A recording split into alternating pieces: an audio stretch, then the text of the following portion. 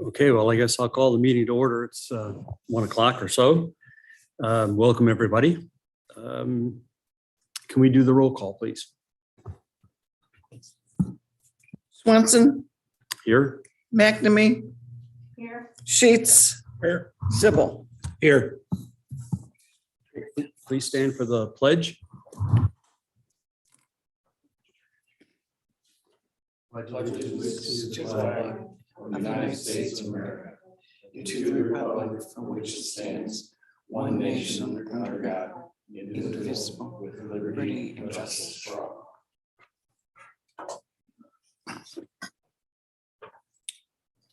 Okay, now it seems to be a tradition that Chuck reads the mission statement for all of our meetings, so would you mind?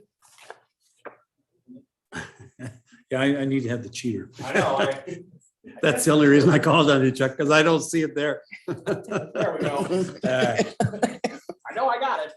Yeah, and I don't know how that became tradition. But Laketran is committed to providing quality public transportation services to all Lake County residents, with special emphasis on meeting transportation needs of seniors and people with disabilities. Thank you, sir. Okay, so we've done the sort of the opening statements. Are there any public comments at this point? And we did not get any in advance either. Okay, thank you. Seeing none or hearing none, we'll move on. This group, I guess we should talk a little bit about who we are and where we're trying to go and what we're trying to accomplish. Really, I guess today is more about organizing where we're going to go as a committee as opposed to arguing the puts and the takes. So as I think I mentioned in my email, I want to make sure I get everybody out here in an hour at the most, maybe not even that much for today. I'm sorry. 10 minutes. 10 minutes? Okay, meeting adjourned. So really, I guess what we're trying to get at here is really better understanding from the board of the building project and where we're going to head with that. And in order to get at that, I guess we as a group are going to sort of delve into the various aspects of the proposed changes and try to figure out where that impacts operations, and then try to figure out what the value proposition for that would be. Does that seem to be a fair statement from everybody of what we're trying to do? At this point, I guess I would agree with you, Gary, but I want to make sure that we're looking at what the needs are versus the actual proposed Excellent point. part. Yes, To us. good point. Agree with that 100%. Can we address that? The needs? We will be, Yeah, I yes. said, can we do it now? If you want to get into it now, Lane. Well, I've got a couple of things that I've come up with over the last month or so, and should we go into it now or not? You want to? If you'd like to. Okay, well, here, real simple. Ben arranged for me to meet with what, Tammy, Oh, yeah, Tammy Skaggs, the assistant director of operations. who's the, I guess she's the lead IT person for the customer service people and scheduling people, et cetera, for trapeze. She has a very holistic knowledge of trapeze. I don't know if I'd say she's a lead IT person, but she understands sort of cradle to grave how it's used in the organization. All right, IT user, how's that? That better? Sure. Yeah. Anyway, I sat down with her for an hour and a half, something like that, and went over the trapeze software. And it was very enlightening in that two things came to be pretty obvious. First of all, for those who know anything about IT, SQL Server is the database that Microsoft uses. And that's what Trapeze uses. And buried in that database is all kinds of information about, well, Ben, you know better than I do. It's all kinds of information about the buses, how many trips they took, how many riders they had, all kinds of very usable information particularly when it comes to utilization and efficiency of the buses themselves out of the garage. And so we know how many buses we have in the garage. We know when they leave and when they come back. We know an awful lot about the buses. And I think with the proper SQL Server queries, SQLs are called, SQL queries, we could probably come up with a pretty good idea of, first of all, how much the existing fleet is being used efficiency wise. And then secondly, do we have too many or we don't have enough? I don't think that, and you can correct me if I'm wrong here, Ben, I don't think either CT Consultants or Bowen, whatever their name is, did any kind of analysis like that. If they did, I didn't see it in any of their documents. So I think that's something we can either hire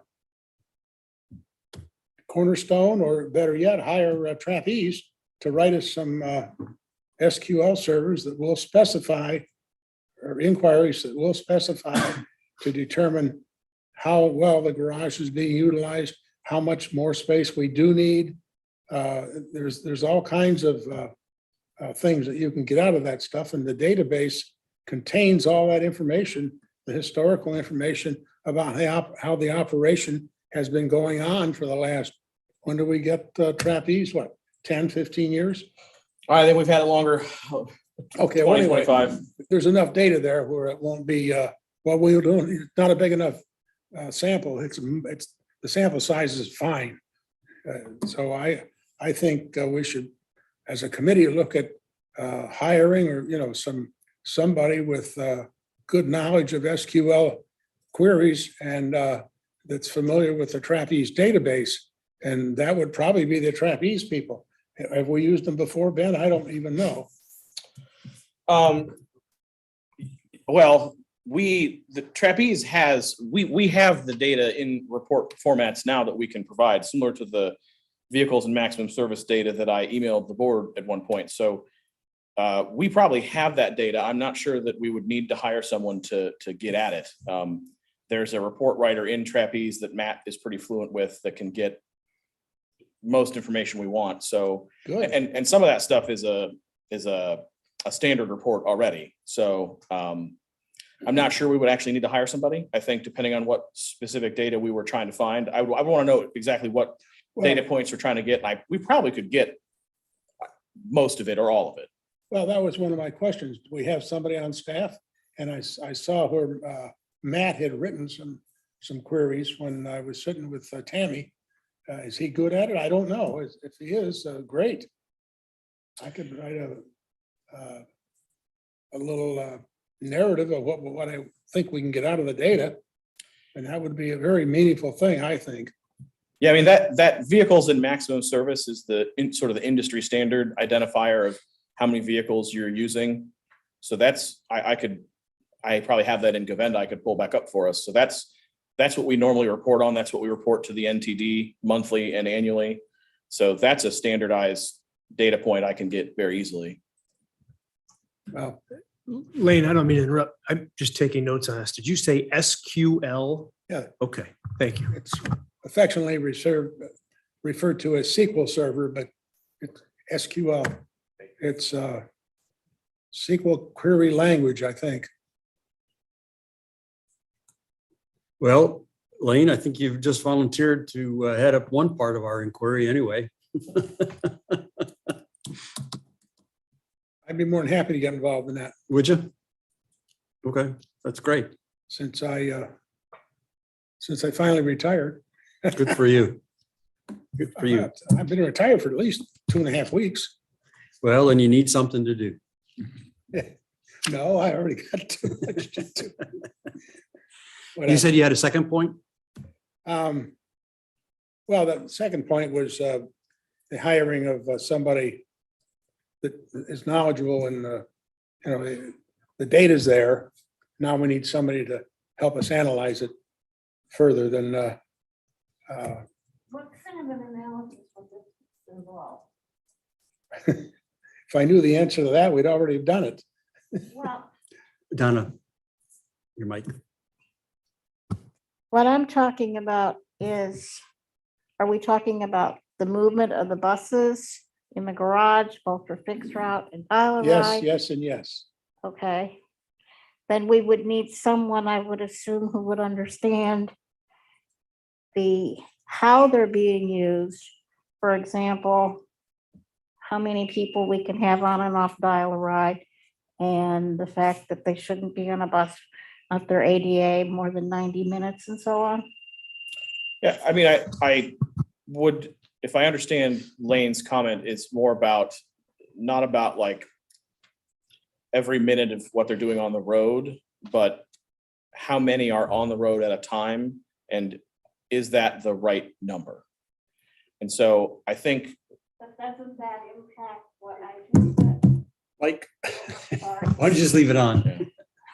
well, yes, but trying to analyze every minute of every day of what every bus is doing is not a practical exercise. And I'm not sure that's what we're talking about. I think what we're talking about is more the garage end of the process, not the field end of the process.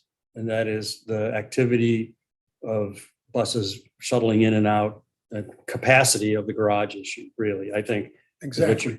is what you're talking. Not, I mean, what's happening out in the field is a separate inquiry. Yeah, I disagree, but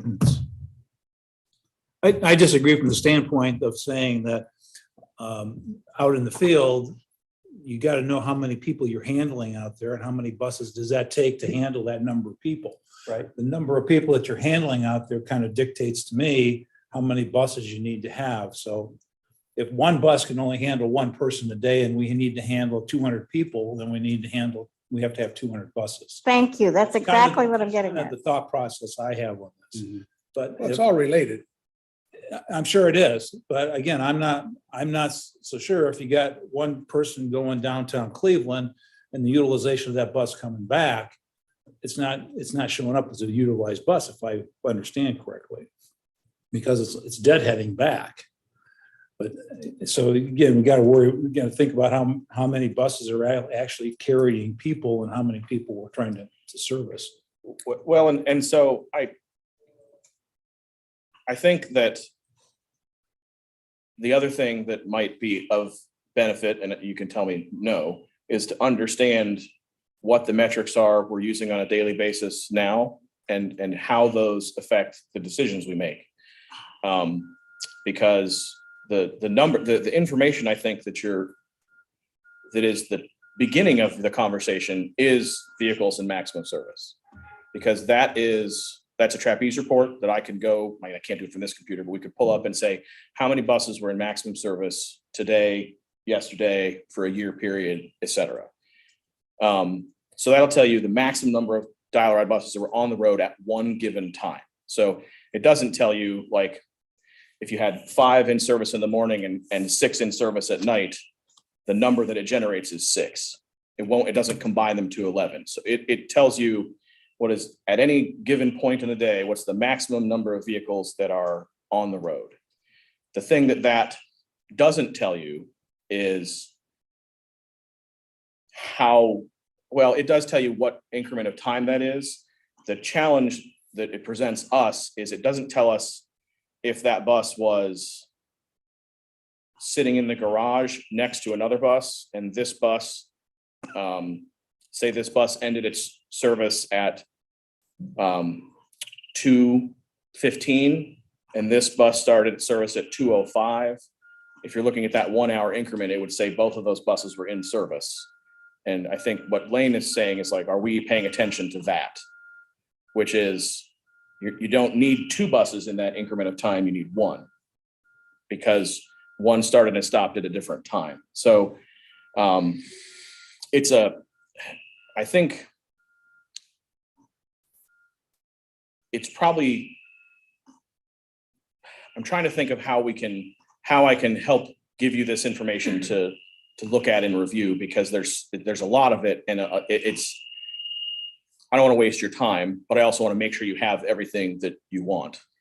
Well, so let me sort of wrap all this together, I think. Chuck, the reason I said it's a different inquiry. Okay. Because our charge here is to review the building issue. And they, as Lane said, they are related. I mean, if you take a bus out of the garage and it goes out in the field, Mhm. obviously something's happening and somebody needs to account for what that is. But whether it's a deadhead back or forth, whether that counts for one trip or two trips, I don't think that's where we're trying to go with our inquiry in this committee. I think what we're trying to do is figure out what's the garage need for that. Not how effective it is in the field. I mean, unless I'm missing something, I don't think that that's what we're supposed to be looking at.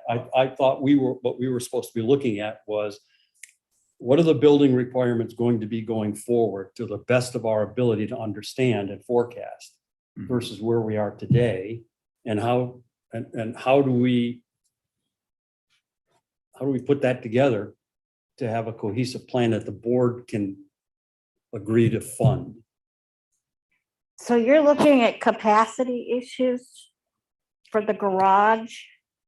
Well, that was my take on our charge, was to say, Okay, we've got this facility and management has said, hey, we need more because we're running out of it. We're at capacity. We need more. And here was our proposal. okay, Board- that was my original understanding, but hearing this, I was more concerned, and Chuck, you stated it more clearly than I did, that we be mindful of how the buses are being used, including based on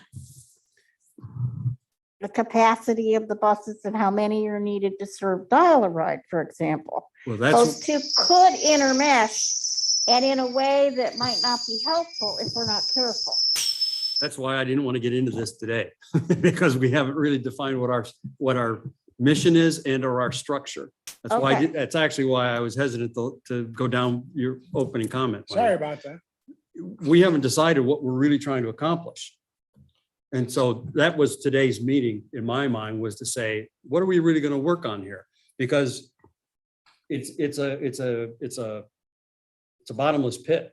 I mean, if we were to say, we're going to review that bus from the moment it starts up in the morning till it goes out to Cleveland and comes back. Well, that's what management does, but B, that would take us forever to get through. Gary, I didn't mean to jump into it so quickly, but I've been thinking about it for a while.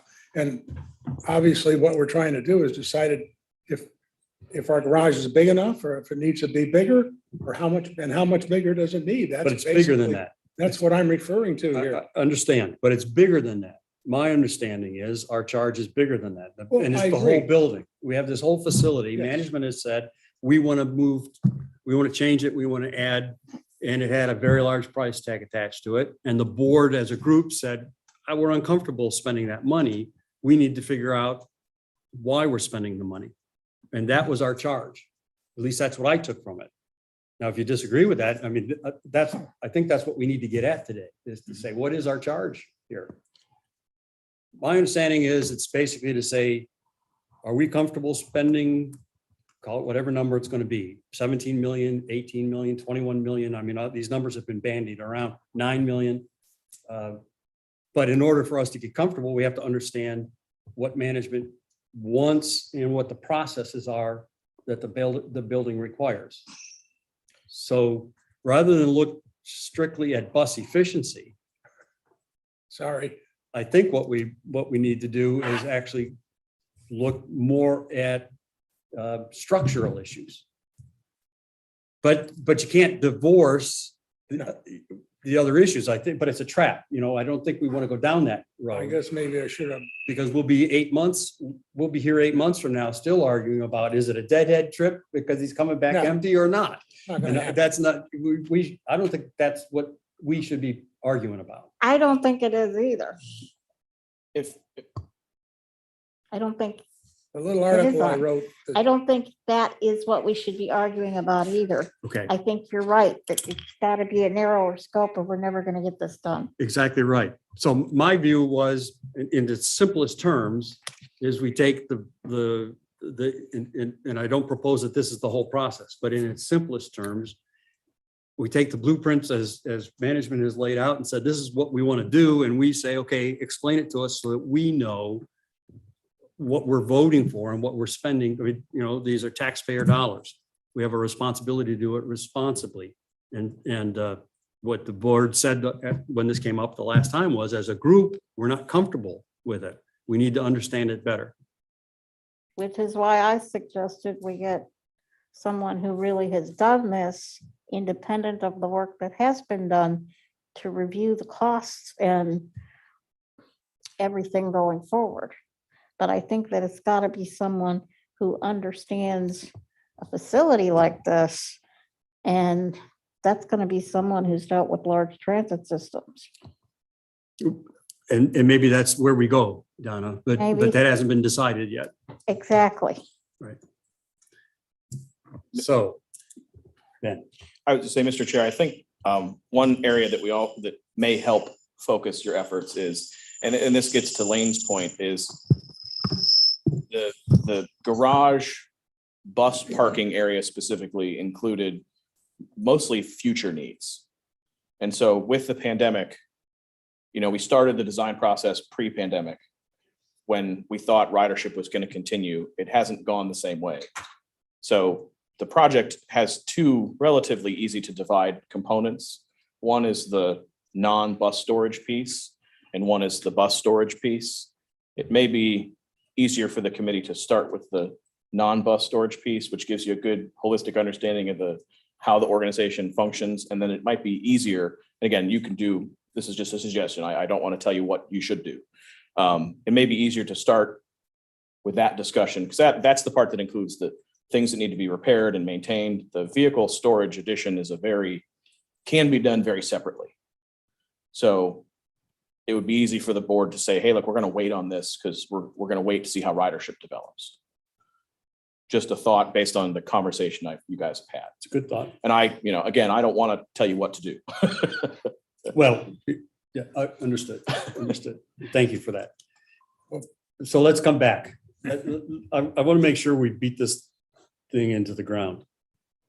Are we comfortable with the understanding that it's our task to review the proposed business or the building additions? Yeah. As they were proposed, and analyze that to decide whether or not we are comfortable with that as a proposal, or would we suggest changes? And what those changes are, I have no idea. And it may be a study that we decide to undertake by an outside group. Well, that was the driving factor, if I understand it, was we needed more garage space when this whole thing started.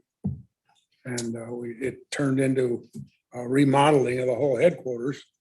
Is that not the case, Ben? I thought that that was the biggest thing that we were missing, is more storage for the buses that were supposed to be under a roof or under cover. And consequently, we got to the point where we now created this huge project for the whole headquarters rather than just a bigger garage.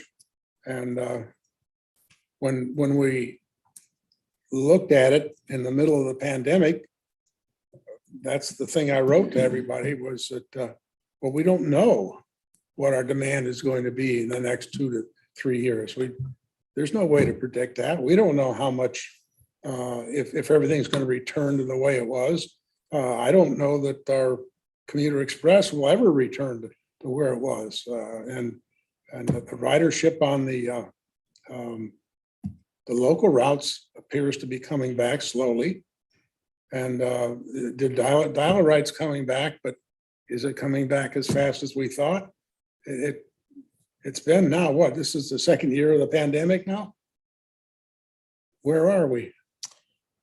When did it start? That's a good question too. Yeah. It's hard to say. Call it March of 20. Yeah, that's what I Well, was. That's sort of the belief, the general consensus. Well, it'll be March of 22 pretty quick. Then my Yeah, understanding and, then that dial ride So dial-a-ride ridership is, I don't remember the exact number, so I'm estimating. I believe it's at about 80% of where it was. So it's not, it still has time to go. Fixed route, I think, has been performing pretty well. I think it's like at the mid 80s of where it was. Commuter Express has taken the longest. I think it is about 62% down. Last report, I remember that one specifically, but that was the last report I saw. I'm not sure where it is today, if it's moved one way or another. Dial-a-ride has seen, it's been interesting because there's been spikes in return. So we'll go from, 3,000 trips a week, and in a week you'll go to 3,500, then it'll stay that way. I couldn't tell you exactly what those reasons are. To Lane's point, when we talked about the building way back when, one of the biggest reasons was future bus needs. There was also in that needs for staffing. We're not out of space for buses today. As we sit right now, the garage is adequate. As we sit today, we are out of space for people. We have people in weird places. We have people in situations they probably shouldn't be in. So that is a problem that I can walk you around the building and point out. The bus piece, you're right, Lane. We don't know when it's going to come back. It could be 2 years, 3 years, 4 years, 5 years, 6 years, 7 years. The thing that happened that we didn't completely anticipate when we were working through the design process were some of the things that we didn't think we were going to have to mess with, which were things that were in poor condition, didn't make sense to be repaired or replaced. And so some of that was a surprise to us, which contributed to the project growing. So you are correct in that we started, with a smaller project in essence. And as it went, it got a little bigger.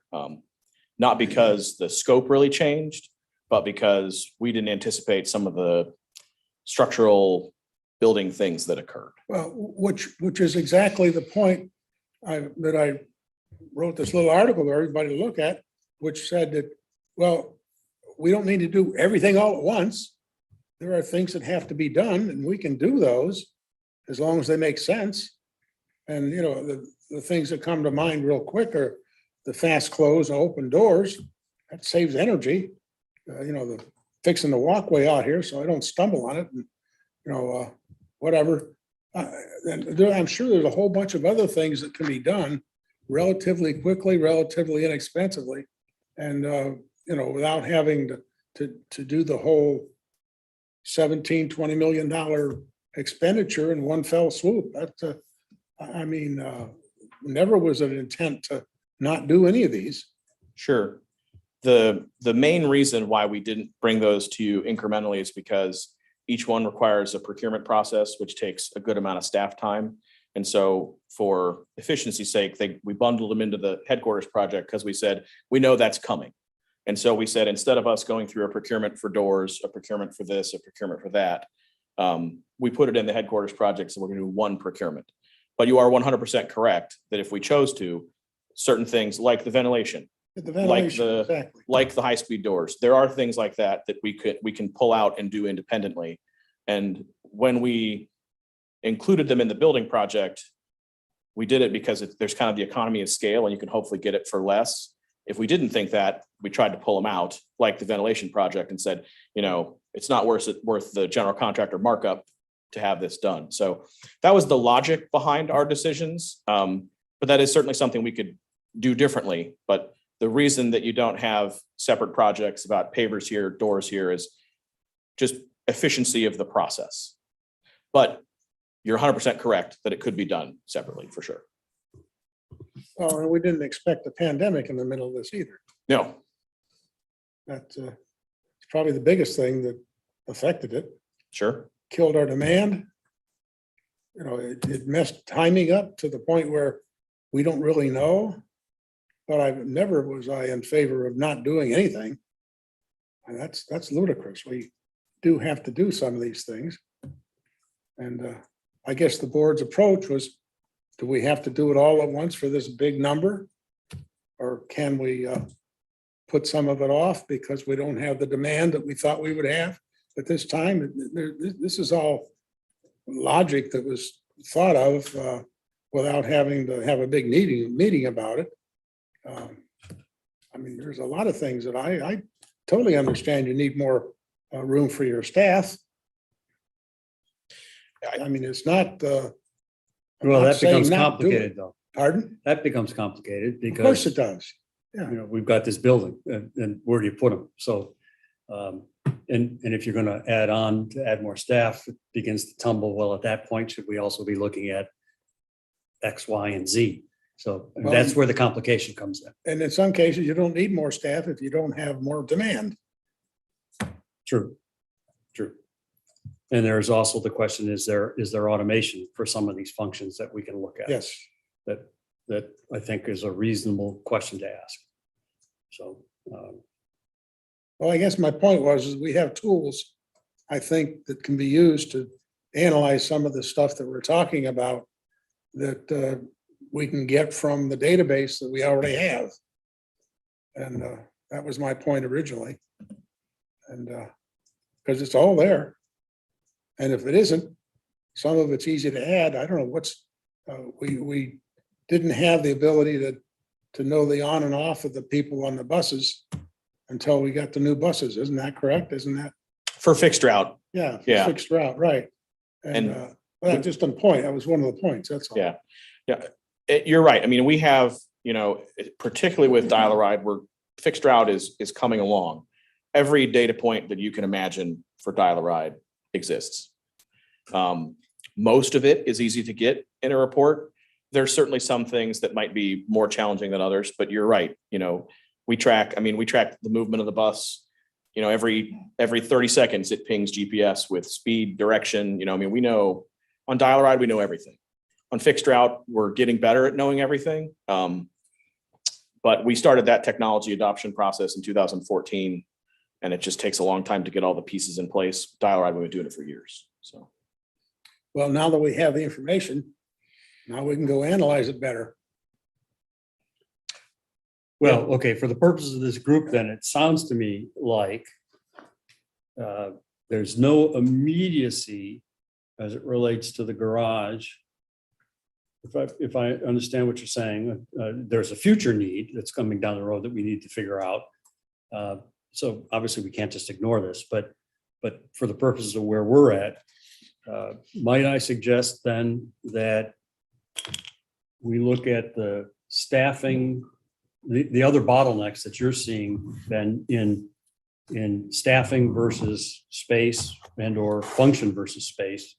And maybe we can prioritize them or something and just start to, so that we understand where the bottlenecks in terms of you having people available to do what they need to do and them having the physical space to do what they need to do. sure. Does that make sense? I think probably one of the easier ways to do that will be for me to kind of put a blueprint of the existing building up, talk about how the spaces are used, talk about where the shortcomings might be, and then put up the new overall blueprint and say, this is how we solve them. Maybe. And That's maybe a good place to start. you and I can also brainstorm on how you'd like to get that information out, but that would probably be the easiest thing, I think, to visualize. I agree with that. I think we just need maybe to see a picture of Sure. what's there versus, I know at some point we saw a drawing that showed new overlaid the old. Sure. Maybe if we were to lay that out and look at it jointly, it would help us understand it. Can I also suggest, Lane, that you continue down the road that you're looking at for the garage? So we can lay some groundwork for future requirements? Well, I need some help from Ben and on allowing Matt to get involved. Sure.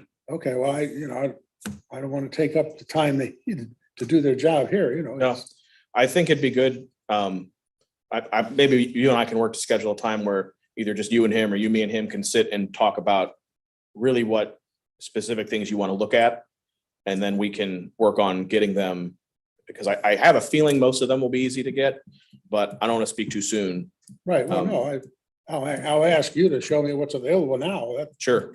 I'm beginning to understand the scheduling software, which is all it is. Yeah, no, I'll be happy to sit down and go over whatever you'd like. I can also, relatively easily inside the Govenda platform, it has a great file sharing resource that'll be just for this committee. So in that documents section, I'll create a new folder for all of you and I'll put all the building blueprints in it so that you can have access to all of what we have today. I can't email it to you because it's just too big of a file. This way, if you want to go in and look at it, if you'd like that, Mr. Chair, I wouldn't want I think that would be a wonderful idea. Okay. All you have to do is remind me how to get into Govenda. to. But you'll be able, they're PDFs, you'll be able to download, but there's hundreds of them. So Great. I think that's a good place to start. Chuck, any thoughts? The data that Lane is asking for is all history, correct? yes. It's going to be all history type things. What thought or how do you go about making some projections as to where you think it might be headed into the future so that we can know, again, partially if the demand is going to increase, if it's going to take 5 years or 7 years, who knows for sure. Just the way it's come the last few months, I would think that you could say it's going to continue on somewhat of that similar type of line.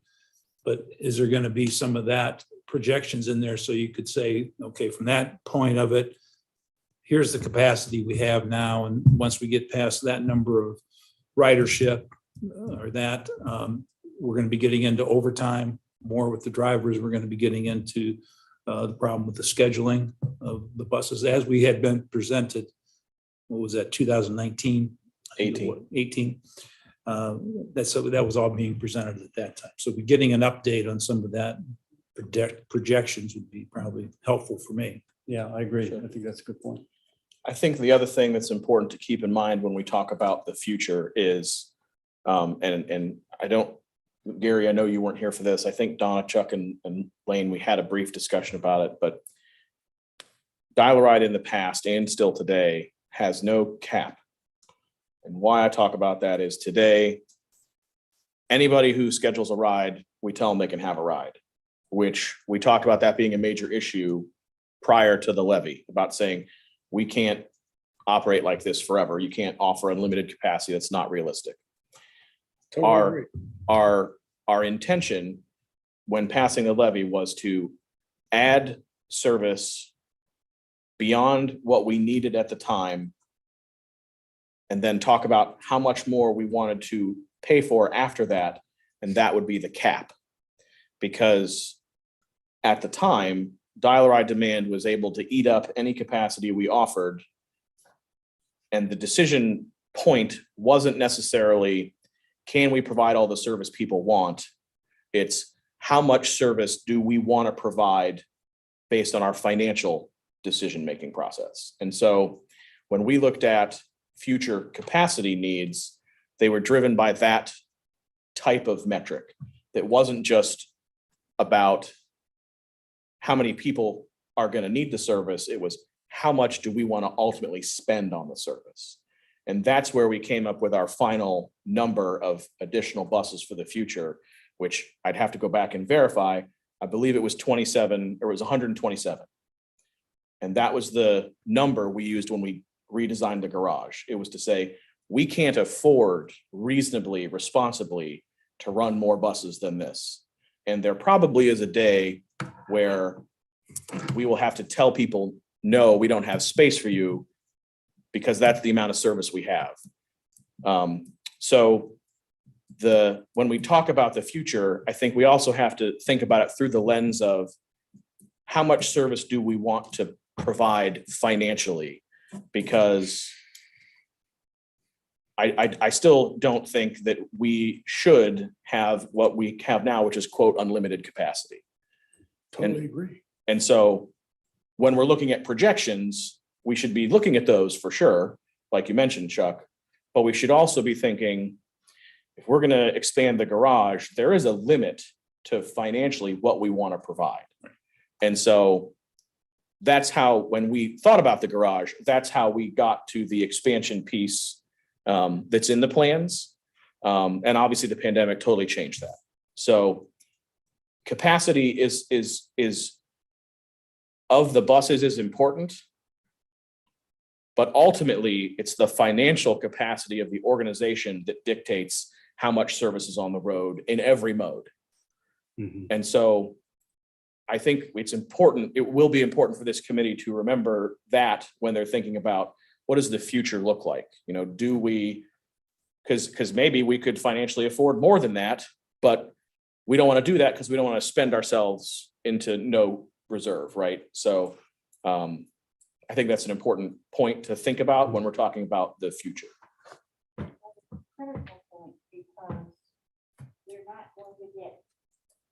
That is a critical point, because we're likely not going to get unending increases in that levy in order to keep up with whatever the public decides is the capacity. That's not a good way to do things. No, since I've worked here, I've been bothered by the no capacity limit philosophy. Could I explain where that came from? Very briefly. Sure. When we were new and growing, there was a whole lot more money coming in from that first successful levy in 1988 than there was passengers. So it was very easy for the board to sit here and say, whoever wants to ride, we'll just add more buses. That's where it started. And no one has been willing to say, other than when we had the financial meltdown and had to cut service, we have to limit this. Gotcha. Thank you for that. Quick question. So future capacity was envisioned as 127 dial-a-ride buses. Remind me, where are we at today? We're at 93. 93. Okay. And the garage can accommodate 97. So we could, I think it's 97. It might be 103. Those are the two numbers that stick out in my head. We have some space today we're comfortable. We're very comfortable where we're at today. There's not a major space challenge right this minute. Okay. You know, you bring up a good point about the capacity. I don't think the vision of Laketran ever was to offer everybody in the county a ride to anywhere they want to go. Now, how do we fix that? I mean, I think it's a wonderful service for which is in our mission statement, which is beautiful. I mean, we are an unusual county in that respect. There's 88 counties in the state of Ohio. I would doubt if there's 5 would have the kind of mission statement that we have. There might be, I don't know. But the point is we're not, we're not the US government. We just can't print the money when we need it and then say it's okay. So how do we fix that? I mean, we don't want to go out into the county and say, no, we're not going to do this anymore. That's not true. I mean, there are people that have used it. I know there are. I know a couple of them that have done it. But, most of the people are, respect the fact that this is for, the elderly and the disabled. And that I think is wonderful. But, I don't know. We have to figure out how to fix it. Well, that I think that discussion is a little bit beyond No, the I ken of totally this agree, group. but that's still, you're absolutely right, but it influences what we're going to be doing. Well, like you said, it all ties together in one fashion or another. But we could drive ourselves wacky, if we're not careful here. So I can real quick answer that question. And the answer is, we don't know yet. And basically the levy gave us the financial ability to do X, Y, and Z. That's all changed based on the pandemic. So we're not sure what X, Y, and Z could be. So we've been waiting for the financial world to settle a little bit. And at some point, our plan is to come back to the board and say, here's where we think the cap should be. Because as dial-a-ride recovers and goes beyond recovery, we do want to have that cap in place. Because for all intents and purposes, we have dial-a-ride is fixed for the most part. I mean, the pandemic has had some hiring challenges thrown at us, but the service quality problems we had from the levy are gone in terms of not having the financial resources to provide the dial-a-ride. So we do want internally to be able to come to the board and say, this is where the cap should be before we are getting to the cap, so that we're not cutting service to people. We're preemptively telling them, sorry, we're full. So hopefully coming soon. Okay, I promise you guys we'd be out here in less than an hour and we got 13 minutes. Well, I actually move we 14 adjourn. because we're a minute late start. So we can go to 3:01 and then we all turn into tooth fairies. We have not talked structurally about how we want to meet. Do we want this to be a monthly meeting? Do we want this, how often do we want to see each other?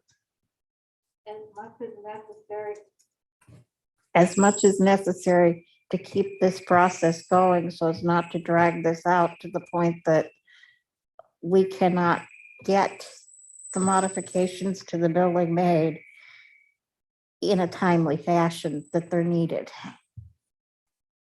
That's a good political answer. You should be in politics.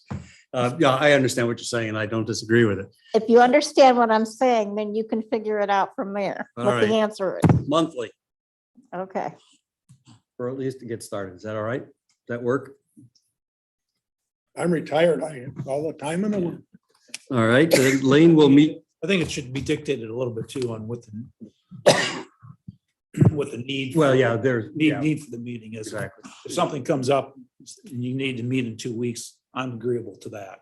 Okay. So I am as well. Well, can we put the next meeting then on the agenda before we run out of time? Sure. You want to do it a month from now, or actually, I suspect we really only have two assignments as I can see right now. One is that, Ben, you're going to load the data into Govenda for us, and then we're going to review that as a group, which would be at the next meeting. And Lane's going to start looking at the garage issues and the reporting issues that With may, Matt, yeah. that with Matt, that will perhaps impact our discussions. Are there any other takeaways at this point? If not, then I would suggest maybe we meet in something less than a month. That's fine with me. Matt, how long do you think it would take for Matt to pull that kind of information together? A week, 2 weeks, 3 weeks? I think that Yes. I think it might be good to let the process with Lane happen on a different schedule than the review of the building part, only because Donna? I think the building and the staffing part, I think will take a while in a meeting to really get our hands around. And we probably will want to have your data discussion probably separately. And so I think we could schedule a meeting to talk about the staffing part Agreed. and then do the data part at a different time. I agree.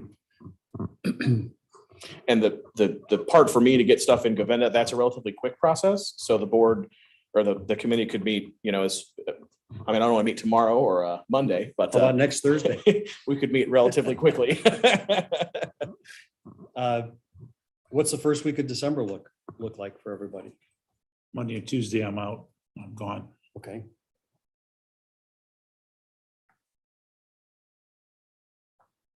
What day?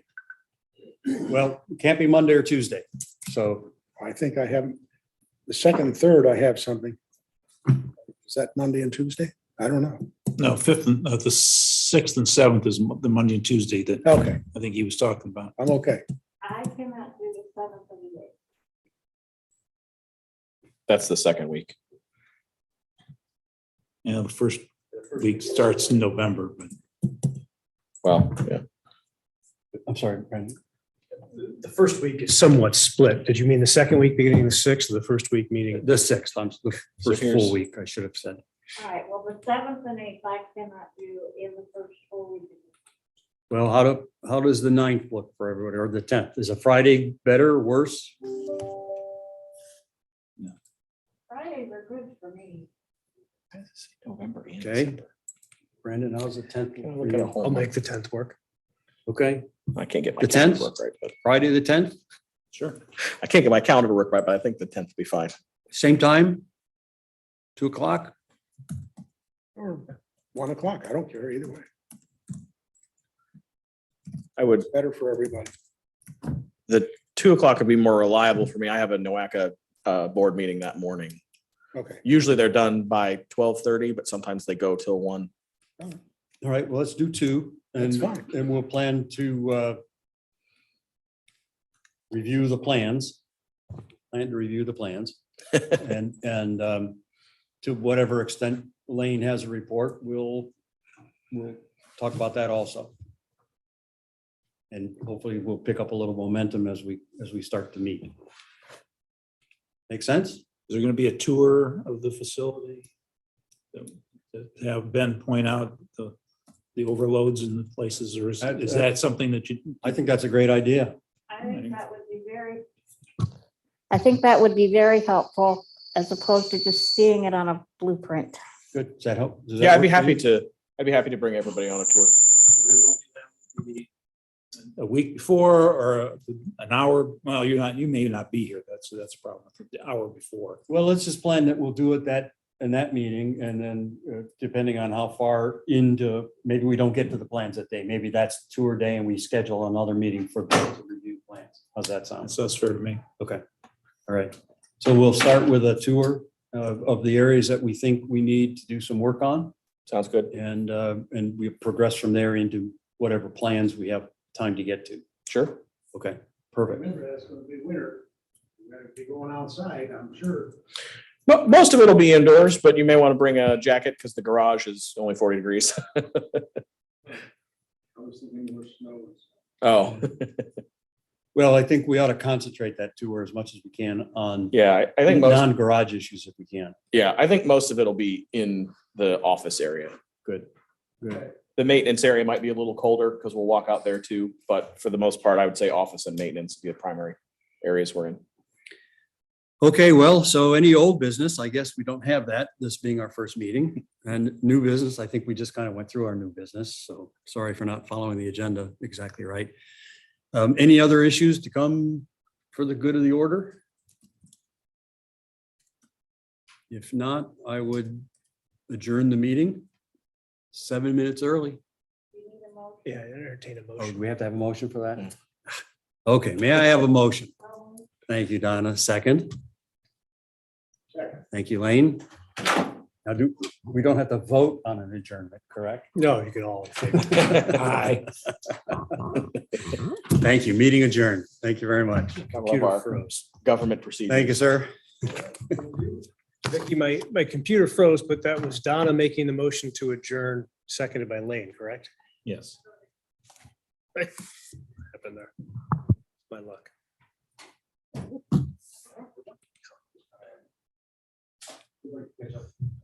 Sure, absolutely. You want to email me or get breakfast or lunch or whatever you want, or meeting, or I can come to your office, whatever format you would like. I am available. Sometime over the next week. Well, next week will be difficult, I'm sure. because of the holiday. I'm not going anywhere, so, I mean, I'm not in the office on Friday, but Monday through Wednesday, if you want to meet, I'm free. If not, we'll wait till after. Okay, let me see what my schedule looks like. And then, okay. I'll circle back around. Cool. Things are a little bit- Yeah. Thank you. Oh, thanks. Usually what I do for a board meeting is I'll email, actually it was Brandon's idea, I'll email the draft agenda to Brian, Chuck, and Brandon. For this, I can email you a draft agenda, and Brandon, say, hey, does this look good? That'll work. And you guys do have your own little area in the Govenda thing, so if you guys want to share stuff or look at things, I can put all that in there pretty easily for you. So if there's anything else you want, let me know, I'm happy to add it. Okay, sounds good. Thanks. Thanks, Chuck. Thanks. Thanks, Gary. I gotta go file a motion. Thank you. Well, have fun. Yeah, see everybody Monday. A motion for fun? Summary judgment motion. I had an opposing counsel who decided that just not gonna reply to anything. Didn't reply to our discovery. I've got a pending motion to compel, no response. Includes front of my emails. Had to send it back.